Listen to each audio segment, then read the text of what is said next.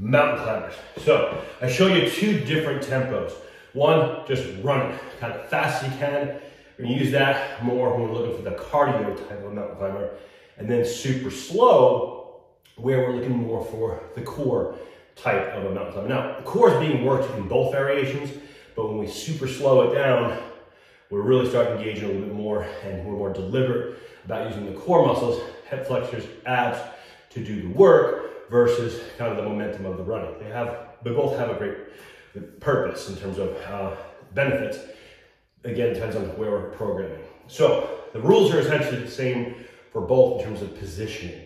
So it starts with positioning of the hands, just comfortable. So if you're just here, right, just raise the hands up. That's gonna be the width, okay?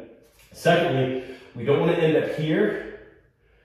We want to be here, but even better yet, we want to be here. So by pushing away and rounding the shoulder blades out, kind of getting a roundness here, what we're doing is, it's like we're pushing and extending.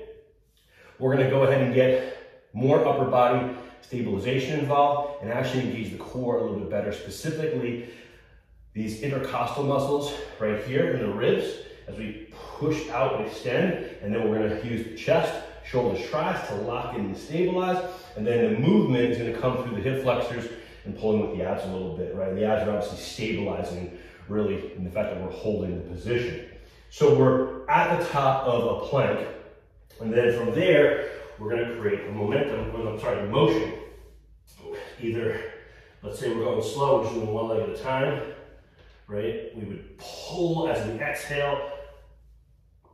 We can bring the the knee all the way up to the elbow. And we do have some variations where we'll cross to the opposite elbow or come around. I'll show those in a separate video. Or we go speed. Now the speed one, I want to make it very clear. So we're not hopping from foot to foot, okay?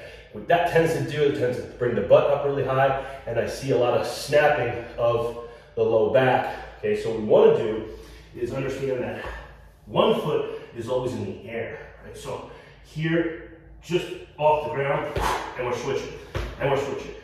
Switch.